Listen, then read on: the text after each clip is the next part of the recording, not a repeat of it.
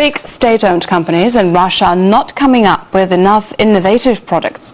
That's the verdict of the managing director of PricewaterhouseCoopers Center of Innovation, Bob Parker.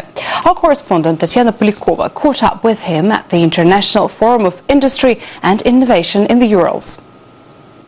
We interviewed the 100 of the largest companies in Russia. So it wasn't the smaller, perhaps more innovative startups, but it was some of the largest ones, $1 billion minimum size.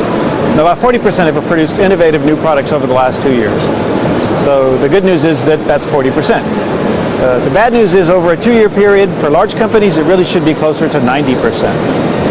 So when we looked at who was actually doing this and what were the companies, what were the nature of the companies that were doing more innovating and the nature of companies that weren't.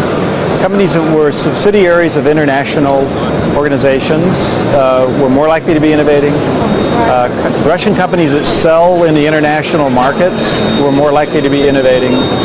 But Russian companies that sell just domestically or had state ownership were less likely to innovate. So there's some hints there about what drives innovation.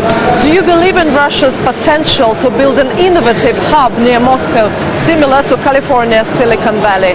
Russia has to have patience because all of these very successful regions, it wasn't like overnight that they became huge successes. It was sometimes decades, at least a decade in almost every case.